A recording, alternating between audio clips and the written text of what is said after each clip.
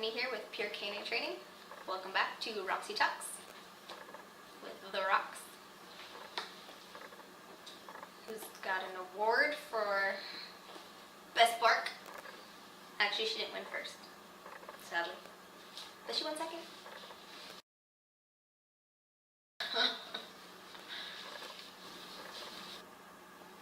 Alright, so let's jump in.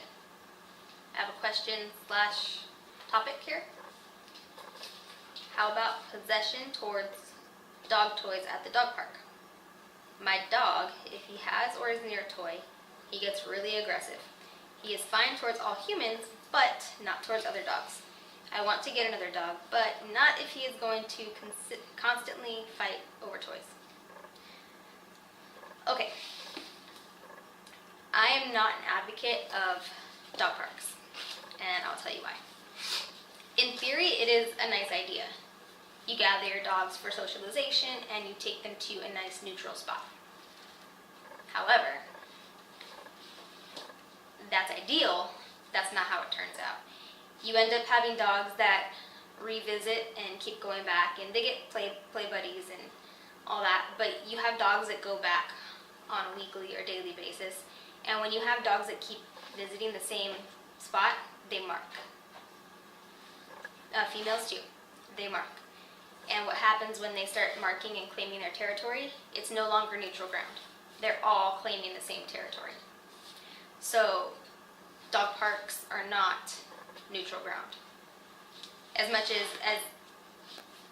nice as it sounds, everyone meet up in a neutral spot, it's not neutral anymore. So that's one thing. When it comes down to gathering all your dogs there, keep in mind that many dogs are marking and owning that spot, so they're all laying claim to it. But when it comes down to taking toys to the dog park, big no-no. Whenever you have a ton of dogs, whenever you have a big group of dogs together, you never bring toys out. The only time you see toys coming out in groups of dogs is for very specific reasons.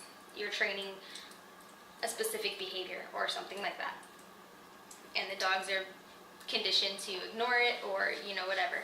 But even in socials, even when you have groups of dogs doing socials with highly experienced trainers, they're not going to bring toys out. Toys are distraction. Toys, especially when they make noise, when something moves fast, that's prey. Dogs, their instinct is to run, to chase, to tear it up.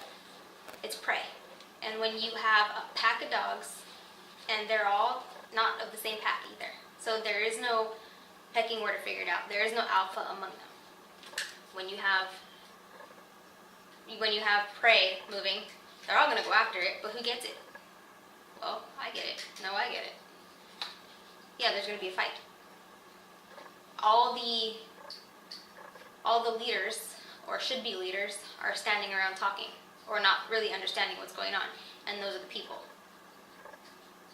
There's a ton of different packs there. Let's say there's 20 dogs there. Well, now you got 20 packs, because you've got 20 people, 20 dogs, or even if there's multiple dogs that belong to one person, there's still 20 packs there.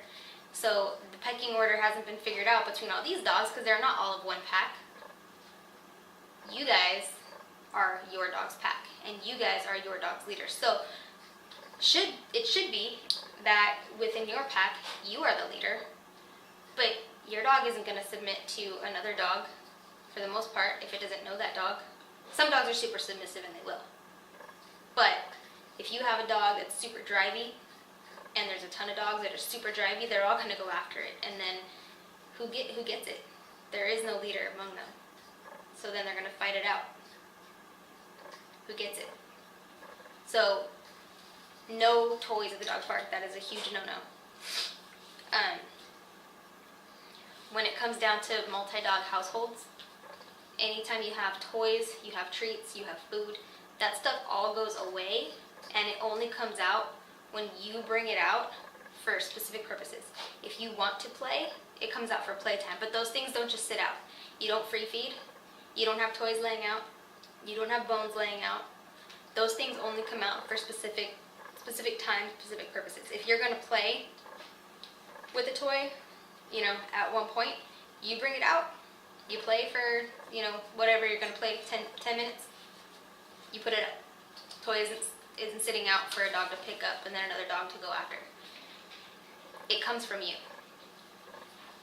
Bones don't lay out for a dog to sit there and then another dog to come and steal it. It comes from you. If you're going to let them chew on a bone and it's not finished, pick it up, take it away, or supervise them. I don't allow dogs to chew on bones if I'm not going to be able to sit there and watch them, or if I know that it's going to cause an issue. Then I will only let a certain dog have a bone if they have earned it and they're crated and they're by themselves. If it's going to cause a problem, don't do it. The thing is, when you have resource guarding, and this is going to tie into another topic we have, resource guarding food, everything comes from you. So if it belongs to you, they shouldn't be fighting over it. So if you're allowing them to just have it freely, well then yeah, there's no clear line drawn. Yeah, it belongs to me. No, it belongs to me. It belongs to me. Well, I guess we'll fight it out and see who it belongs to. There has to be a really clear line that no, it belongs to me, and I'm sharing it with you. I can tell you, I can give and take away anything from my dog, even if she's in the middle of chewing a bully stick, which is a high value treat. If my dog's in the middle of eating, I can tell her out. If my dog's in the middle of eating, I can stick my hand in her mouth. And I'm not saying that you should try that, but the point is that everything comes from me and I own it. So she doesn't growl at me. She doesn't bite. She doesn't get over things and possess them from me. Because I own it and I give it to her, and I can also take it away. So in a dog's world, like food, when they have a bowl and they're over a bowl, they're possessing it. So then you have resource guarding. If you have an issue with that, then don't feed them in a bowl. Feed them out of your hand. Make them work for it. Do some obedience, feed them out of your hand. Portion out their food, put it in a bait bag, or just put it in your pocket. Or put it in a bowl on the counter. Don't feed them out of the bowl, and just take handfuls out, work them for it, and let them eat out of your hand. But don't let them eat out of the bowl. Don't let them hover over the bowl. That's resource guarding. Alright, so with resource guarders, especially with food, anything that they can be over, they possess it. So you want to give them a solid out command. Make sure they back up from it. Don't reach down and grab something from them if they're over it. They're possessing it. That's a surefire way to get bitten when you have a resource guarder. Make sure they have a solid out command, they back up, and they surrender it to you. Then you can pick it up. Alright, another topic, pressure. So there's different kinds of pressure in dog training. We'll only get into a couple here, but there's other forms of pressure, like social pressure and other things like that. But we're just gonna get into a few. So there's pressure and release, which would be physical pressure. Pressure and release would be, for example, on a prong collar. Your dog would pull and pressure would go on. The dog would stop pulling and pressure would go off. So there's pressure and then the pressure releases. So that's pressure and release. So your dog learns through pressure and release that when I pull away from you, pressure on. When I'm near you and I'm not pulling, pressure off. So it's a lot more comfortable to be near you because there's no pressure. With an e-collar, similar idea. But if you teach something on a prong collar, you have to reteach it on an e-collar because the pressure, it's a different source of pressure. It's a little different. If a dog is perfect on a prong collar and then you put them on an e-collar, they're not guaranteed to understand what's going on with the e-collar. The source of pressure is different. So you have to reteach on an e-collar so they understand the source of pressure. Side note. Anyway, so let's say you have a dog on a placemat and he jumps off. Pressure on with the e-collar. He turns around and comes back, pressure off.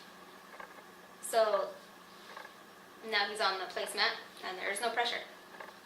He hops off, pressure on, hops up, turns around, comes back, pressure on. So he's learning there's no pressure when I'm on the mat. The pressure turns on when I'm off the mat. So same idea as the prong collar. It's a different source of pressure, but the same idea. I pull away from you and there's pressure on me. I jump off this mat and there's pressure on. I come next to you and I'm not pulling and there's no pressure. I'm on the mat and there's no pressure.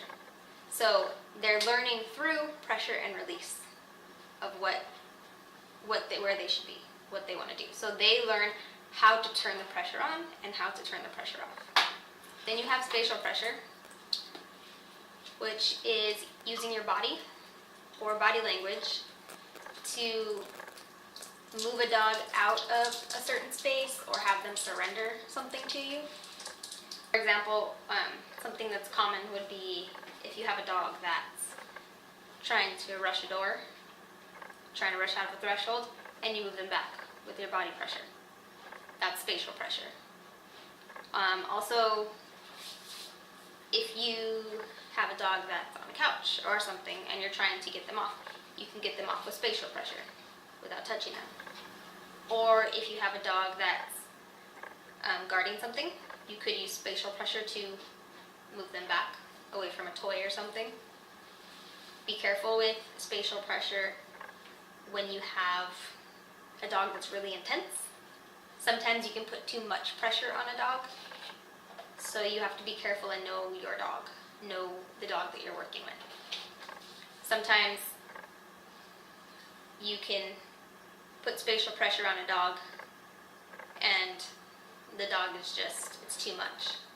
So you have to be careful how much pressure you put on a dog. And that could be the same for physical pressure too. Whatever kind of pressure you're putting on a dog, you just have to be careful. Make sure you know the dog, and you have to know how much is too much.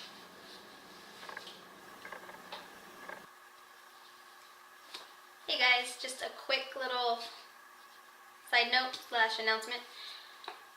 Next Friday, there will be no Roxy Talks.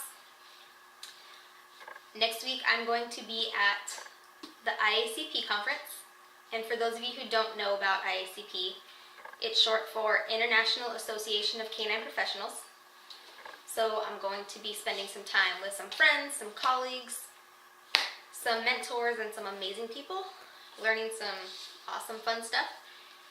And if you guys still have questions or topics, please post them down below, because I'm still going to post a Roxy Talks the following Friday.